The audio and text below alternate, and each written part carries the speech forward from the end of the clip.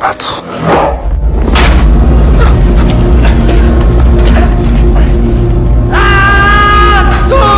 Les autres détenus se mettent à hurler de terreur. Ils croient que John est en train d'attaquer le gardien. Mais seul Paul ressent cette force inexplicable. Lorsque John retire enfin ses mains, une multitude de minuscules insectes semblables à une fumée noire échappent de sa bouche. Paul réalise alors avec stupeur que la douleur atroce qui le faisait souffrir depuis des mois a complètement disparu. Qu'est-ce que tu viens de me faire?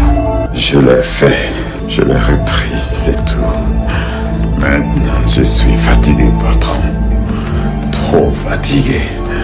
Aujourd'hui, la prison accueille un détenu comme elle n'en a jamais vu. Un géant noir de plus de 2 mètres nommé John, mais lorsqu'il demande timidement S, il est possible de laisser la lumière allumée pendant la nuit. Paul comprend instinctivement que cet homme n'a rien d'un criminel ordinaire. Ça reste pas mal éclairé ici toute la nuit. On laisse toujours plusieurs lampes éclairées dans le couloir. Couloir. Ouais, juste là. Quand le gardien Percy écrase la petite souris avec cruauté, Delacroix pousse un cri déchirant, mais loin de regretter son geste. Percy semble prendre un plaisir malsain à détruire le moindre espoir. Face à cette souris qui paraît déjà morte, John tend une nouvelle fois ses immenses mains. Donnez-le-moi.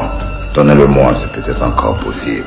John protège délicatement la souris au creux de ses paumes. Une étrange plainte grave et presque sacrée échappe de sa gorge. Autour de lui, les gardiens retiennent leur souffle, incapables de détourner les yeux. Puis, incroyable se produit. La petite souris qui était totalement inerte remue soudain la queue. Une lumière mystérieuse scintille de nouveau. Et l'animal, revient à la vie entre les mains de John. Mais qu'est-ce que tu as fait?